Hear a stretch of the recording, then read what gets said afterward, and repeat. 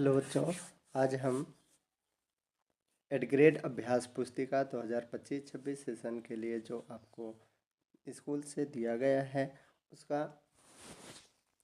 अध्याय 3 विषय विज्ञान उचित आहार स्वस्थ शरीर का आधार हम कंप्लीट करने जा रहे हैं।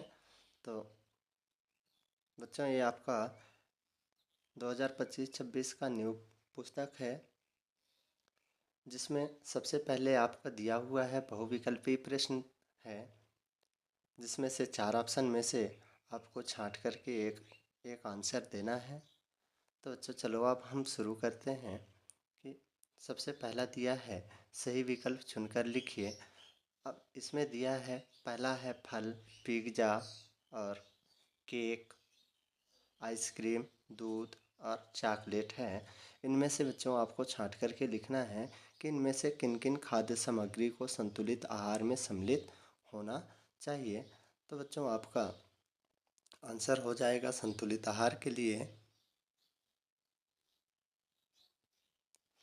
संतुलित आहार के लिए आपका हो जाएगा ऑप्शन ए हो जाएगा, जिसमें से कि हमारा संतुलित आहार में ये फल होगा और दूध। अगले प्रश्न पे चलते हैं बच्चों कि यदि कोई व्यक्ति अपने आहार में उन खाद्य पदार्थों को निकाल देता है जिसमें विटामिन सी अधिक होता है तो निम्नलिखित में से कौन सी स्थिति निर्मित होगी।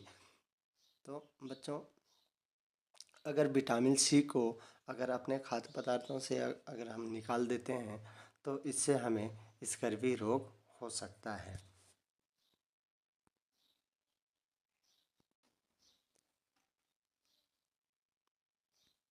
बच्चों अगला प्रश्न है कि सोहन वसा कार्बोहाइड्रेट और प्रोटीन से भरपूर आहार का सेवन करता है, लेकिन पर्याप्त मात्रा में तरल पदार्थों को शामिल करने में अनदेखी करता है। यदि वह व्यक्ति ऐसे ही आहार का सेवन जारी रखता है तो शरीर पर इसका क्या प्रभाव पड़ेगा। तो बच्चों इसका ऑप्शन सी हो जाएगा कि शरीर से पसीने और मूत्र का विसर्जन कम होगा। तो बच्चों इस आपका राइट आंसर हो जाएगा सी नंबर।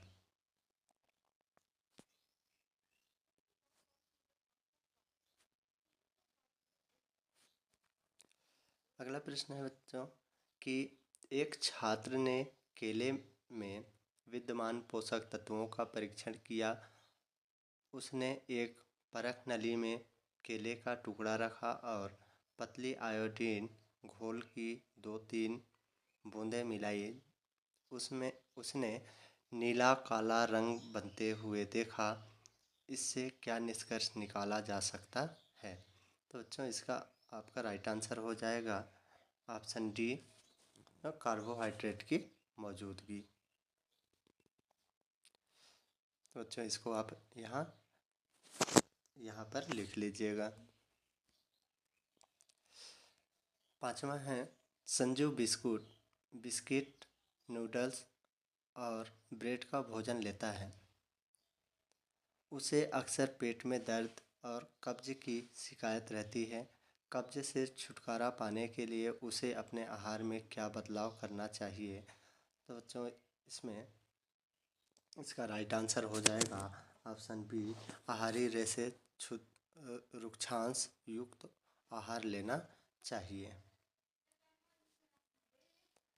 अंधेरे और नमी वाले स्थान पर उगने वाले छत्रक मशरूम अच्छे स्रोत हैं कि बच्चों इसका उत्तर हो जाएगा प्रोटीन का।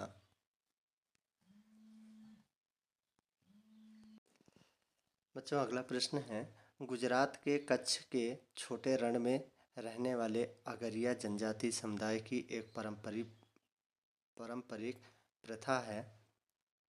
तो उनका पारंपरिक प्रथा नमक की खेती करना है। अगला है हमारे शरीर को रोगों से बचाने और हमें स्वस्थ रखने में अहम भूमिका निभाने वाले विटामिन और खनिज को सम्मिलित रूप से कहते हैं सुरक्षात्मक पोषक तत्व। तो इसका राइट आंसर आपका सी नंबर हो जाएगा। अगला है कि रिक्त स्थानों की पूर्ति कीजिए। इसमें लिखा है कि उत्पादन उपभोक्ता संक्रमण B1 वसा आयोडीन संतुलित आहार और विटामिन डी और घेंघा रोग। तो बच्चों इन्हीं को आपको इन खाली स्थानों में फिल करना है। तो पहला है अपना कि विटामिन और खनिज हमारे शरीर को मजबूत बनाते हैं और वे हमें संक्रमण से बचाते हैं और स्वस्थ रखते हैं। तो बच्चों यहाँ आप इस खाली स्थान की जगह पे संक्रमण को भरेंगे। अगला है अलसी के बीज और कद्दू के बीज से हमें विटामिन B1 मिलता है। मतलब ये अलसी के बीज और कद्दू के बीज विटामिन B1 के अच्छे स्रोत हैं। अगला है कि जंक फूड अस्वस्थप्रद होते हैं क्योंकि उनमें शर्करा और वसा की मात्रा अधिक होती है। अगला है कि संतुलित आहार उचित मात्रा में सभी अनिवार्य पोषक तत्व प्रदान करता है। अगला है कि मांड की उपस्थिति के परीक्षण में तनु आयोडीन का उपयोग किया जाता है और सूरज की रोशनी से के संपर्क में आने से हमारे शरीर में प्राकृतिक रूप से विटामिन डी बनता है। गर्दन के अगले भाग में सूजन को घेंघा रोग कहा जाता है। तो बच्चों यहाँ आप घेंघा रोग लिख लीजिएगा। फिर अगला है कि किसी खाद्य पदार्थ द्वारा उसके उत्पादन के स्थान से उपभोक्ता तक तय की गई कुल दूरी को उसका खाद्य मील कहते हैं। तो बच्चों ये आपका प्रश्न क्रमांक 2 का ये उत्तर हो गए। तो यहाँ से आप लिख लीजिएगा। अब अगला आ जाते हैं अगले प्रश्न पे जो अति लघु उत्तरीय प्रश्न के रूप में दिया गया है। तो बच्चों यहाँ कि समय के साथ पाक यानी भोजन पकाने की पद्धति में क्या परिवर्तन हुए उसे अपने विचारों में व्यक्त करें। तो बच्चों इसके उत्तर में लिखिएगा कि पहले के समय में खाना पकाने का काम चूल्हे पर किया जाता था। आजकल ज़्यादातर लोग आधुनिक गैस चूल्हे पर खाना बनाते हैं। अगला प्रश्न है कि रेणु की दादी को मल त्यागने में कठिनाई होती है तो डॉक्टर द्वारा उन्हें किस प्रकार के आहार लेने की सलाह दी होगी। तो इसके उत्तर में लिखिएगा बच्चों आप कि रेणु की दादी को डॉक्टर कुछ फाइबर वाले आहार लेने की सलाह देंगे जैसे कि फल सब्जियां और साबुत अनाज। अगला प्रश्न है जंक फूड में उच्च शर्करा और वसा की मात्रा होने के कारण उच्च कैलोरी युक्त होते हुए भी इसे अस्वस्थप्रद कहा गया है क्यों। तो बच्चों इसके उत्तर में लिखिएगा क्योंकि इनमें पोषक तत्व की कमी होती है और यह मोटापा हृदय रोग मधुमेह और अन्य स्वास्थ्य समस्याओं का कारण बन सकता है। आ जाते हैं हम अगले प्रश्न 6वां। विभिन्न शारीरिक गतिविधियां करने हेतु ऊर्जा प्रदान करने वाले पोषक तत्व कौन से हैं, उन्हें किस नाम से जाना जाता है, कोई 2 उदाहरण दीजिए। तो अच्छा इसके उत्तर में लिखिएगा कि शारीरिक गतिविधि हेतु ऊर्जा प्रदान करने वाले पोषक तत्व कार्बोहाइड्रेट और वसा हैं। इन्हें माइक्रोन्यूट्रिएंट्स कहा जाता है जैसे कि चावल रोटी और आलू। अगला प्रश्न है शरीर की वृद्धि और मरम्मत के लिए किस पोषक तत्व की मुख्य भूमिका है और इसे किस उपनाम से जाना जाता है।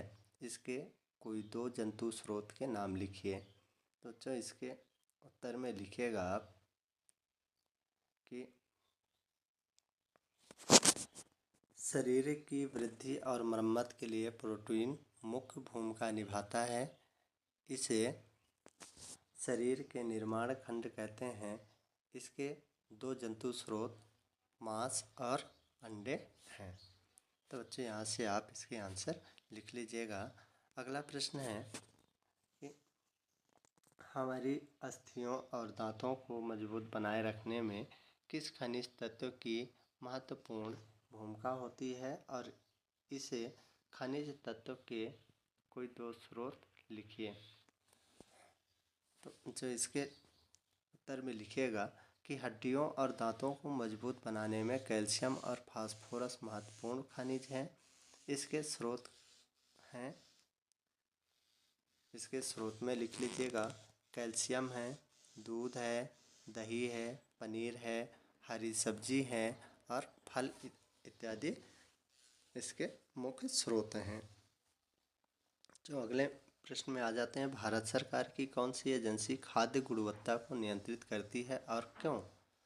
तो बच्चों इसके आंसर में लिखिएगा कि भारतीय खाद्य सुरक्षा और मानक प्राधिकरण FSSAI मुख्य एजेंसी है।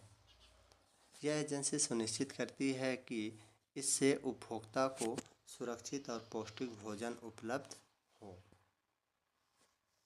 तो बच्चों ये प्रश्न क्रमांक 9 का आंसर है, इसको आप लिख लीजिएगा। अगला प्रश्न है कि कदन, जिसे मिलेट कहते हैं, कदन को एक स्वस्थप्रद आहार क्यों माना जाता है? क्या केवल कदन खाने से शरीर की पोषक संबंधी सभी आवश्यकताएं पूरी हो सकती हैं? तो इसके आंसर में लिखिएगा कि मिलेट पोषक तत्व, फाइबर और एंटीऑक्सीडेंट्स से भरपूर होती है, लेकिन केवल मिलेट खाने से शरीर की पोषक संबंधी, बच्चों यहाँ पोषक को यहाँ सुधार लीजिएगा कि पोषक को आप लिखिएगा पोषक, ऐसे पोषक लिख लीजिएगा, या फिर यहाँ से ये पोषक को देख करके आप यहाँ फिल कर लीजिएगा। ये वाला अपना गलत है, आवश्यकता पूरी नहीं हो सकती। ठीक है बच्चों, हम अगले प्रश्न में आ जाते हैं। अगला प्रश्न दिया है 11वां कि प्रयोगशाला में आयोडीन का प्रयोग करते समय आयोडीन की कुछ बूंद रानी के मेज पर तथा शिक्षिका के कॉटन दुपट्टे पर गिरी। दुपट्टे पर आयोडीन की बूंदें नीली काली हो गई, जबकि मोजे पर गिरी बूंदों का रंग नहीं बदला। इसका संभावित कारण क्या हो सकता है? तो बच्चों इसके आंसर में लिखिएगा कि शिक्षक के कॉटन दुपट्टे पर आयोडीन की बूंद का नीला काला होना और मोजे पर रंग न बदलना, इसका कारण यह है कि कॉटन दुपट्टे में स्टार्च मौजूद था, जबकि मोजे में स्टार्च नहीं था। अगला प्रश्न है प्रयोगशाला में परीक्षण के दौरान क्या क्या सावधानियां रखनी चाहिए, सूचीबद्ध करें। तो इसके उत्तर में लिखिएगा कि प्रयोगशाला में हमेशा सुरक्षा चश्मा, दस्ताने और यहाँ बच्चों ये को के जगह में यहाँ लिखिएगा कोट, कोट लिख लीजिएगा। कोट पहनना चाहिए। सभी रसायन की लेबल पढ़कर सावधानी से उपयोग करना चाहिए। तो ये को की जगह में, ये को की जगह में आप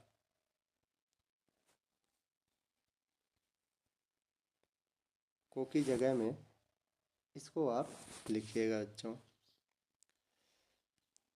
अगला प्रश्न 13 है बच्चों के स्वास्थ्य और पोषण को बेहतर बनाने में कोलथूर गोपालन ने क्या भूमिका निभाई? जो वर्तमान भारत सरकार की चलित योजना बनी उसका नाम भी लिखिए। बच्चों इसके आंसर में लिखिएगा कोलथूर गोपालन ने भारत में पोषण अनुसंधान की शुरुआत की उन्होंने 500 से अधिक भारतीय खाद्य पदार्थों का विश्लेषण किया।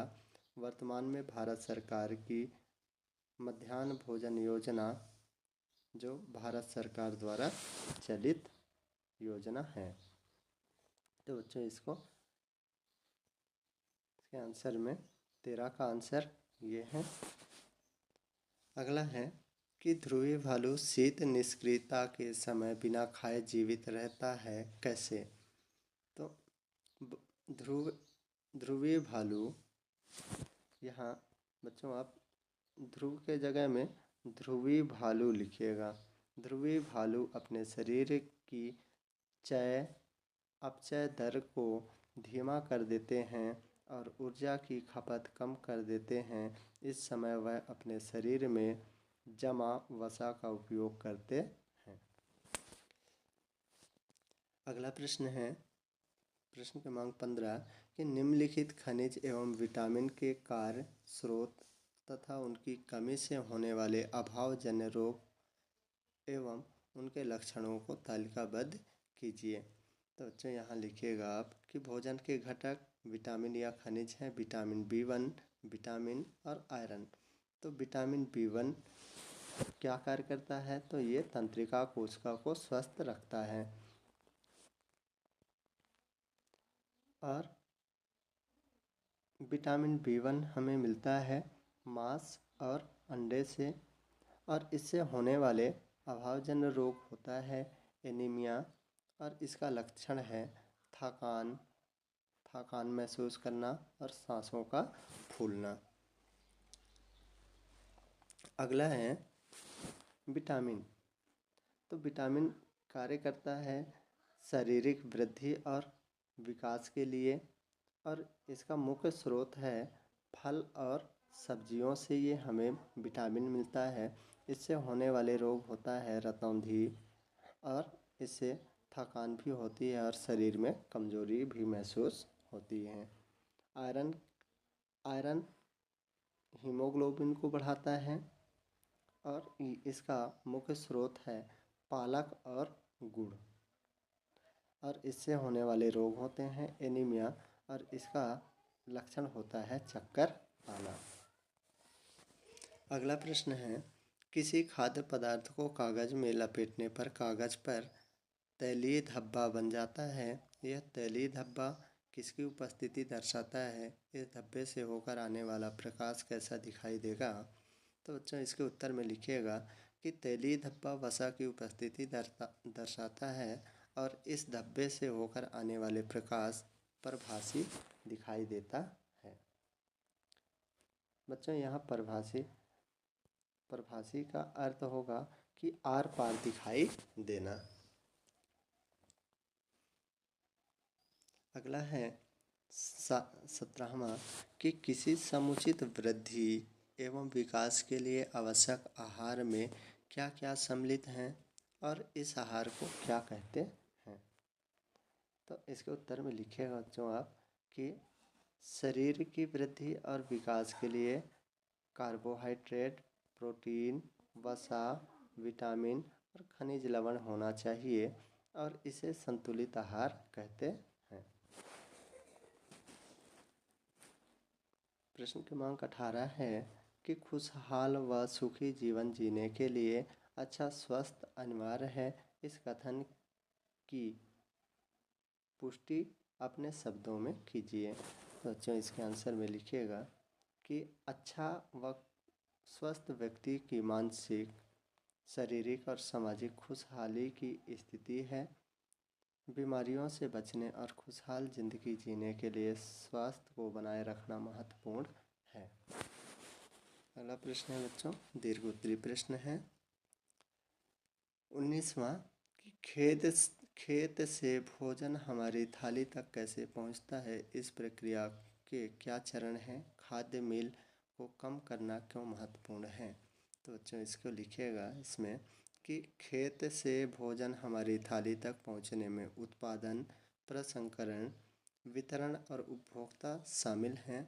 खाद्य मील को कम करना महत्वपूर्ण है क्योंकि इससे लागत, प्रदूषण और स्थानीय किसानों पर पड़ने वाले नकारात्मक प्रभाव को कम किया जा सकता है। अगला प्रश्न है कि स्वाति को रोशनी में देखने में कठिनाई हो रही थी।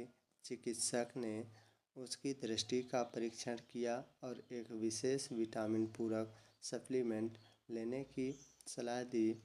उन्होंने उसे अपने आहार में कुछ खाद्य पदार्थों को सम्मिलित करने की भी सलाह दी। पहला प्रश्न है क नंबर का कि वह किस अभावजन्य रोग से पीड़ित हैं। तो बच्चों इसमें लिखिएगा कि स्वाति रतौंधी अभावजन्य रोग से पीड़ित हैं।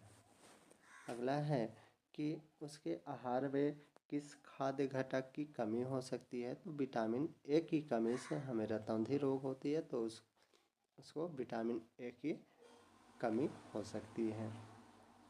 ग नंबर है कि कुछ खाद्य पदार्थों किन्हीं चार का सुझाव दें जिन्हें इस समस्या को दूर करने के लिए उसे अपने आहार में सम्मिलित करना चाहिए। तो बच्चों इसके आंसर में लिखिएगा कि गाजर, पालक, आम, मीठा आलू जिसे शकरकंदी कहते हैं, और पपीता और दूध आदि। प्रश्न क्रमांक 21 है सूरज के पैर की हड्डी टूट गई। उसके चिकित्सक ने हड्डी को सीधा संरेखित किया और प्लास्टर लगा दिया। चिकित्सक ने उसे कैल्शियम की गोली भी दी। जब दूसरी बार दिखाने गया तब गोली के साथ विटामिन डी युक्त सिरप भी पीने के लिए दिया। अब यहाँ प्रश्न है कि अगर लिखित प्रश्नों के उत्तर दें। का नंबर है कि चिकित्सक ने सूरज को कैल्शियम की गोली क्यों दी।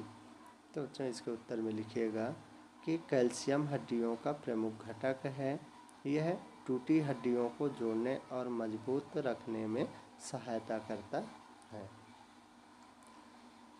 दूसरा प्रश्न है कि दूसरी बार देखने पर चिकित्सक ने उसे कैल्शियम की गोली के साथ विटामिन डी युक्त सिरप भी क्यों दिया।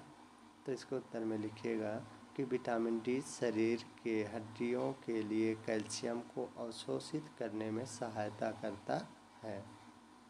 ग नंबर में लिखिएगा कि चिकित्सक द्वारा दी जाने वाली दवाओं के चयन के बारे में आपके मन में क्या सवाल उठता है। तो इसके उत्तर में लिखिएगा कि मेरे मन में सवाल उठता है कि डॉक्टर ने कैल्शियम की गोली के साथ विटामिन डी क्यों दी।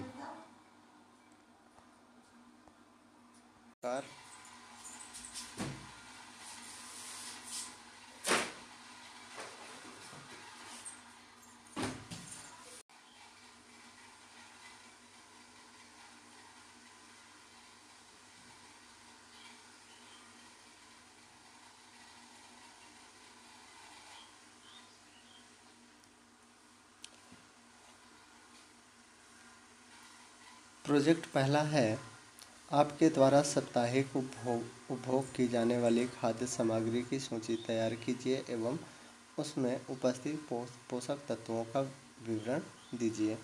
तो बच्चे यहाँ आप लिख लीजिएगा कि सोमवार को उपभोग किए जाने वाले, उपभोग मतलब खाए जाने वाली खाद्य सामग्री रोटी, दाल, चावल, सब्जी, और इसमें उपस्थित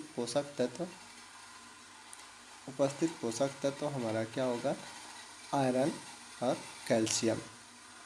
मंगलवार को खाए जाने वाले आलू, पराठा, पनीर है, इनमें विटामिन और पोटेशियम पोषक तत्व प्राप्त होती हैं। बुधवार को दलिया, मशरूम और दही खाएं जिससे हमें प्रोटीन और कार्बोहाइड्रेट मिली।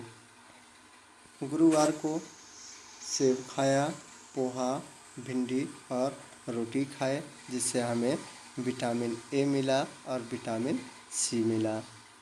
और शुक्रवार को गोभी, मसूर दाल और चावल खाए जिससे हमें प्रोटीन और कार्बोहाइड्रेट प्राप्त हुए। शनिवार को मांस, अंडे खाए जिससे हमें प्रोटीन और विटामिन ए मिला। तो बच्चों यहाँ से आप इसको लिख सकते हैं। और दूसरी चीज़ कि आप जो सप्ताह में खाना खाते हो उसको भी यहाँ लिख सकते हो।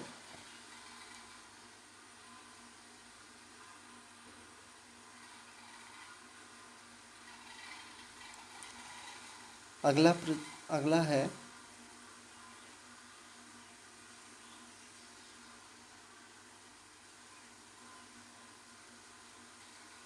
अगला प्रोजेक्ट है बच्चों, इसको आप भर लीजिएगा अपने शिक्षकों से पूछ करके या अपने घरों में किसी से पूछ करके इसको भर लीजिएगा। प्रोजेक्ट 2 और प्रोजेक्ट 3।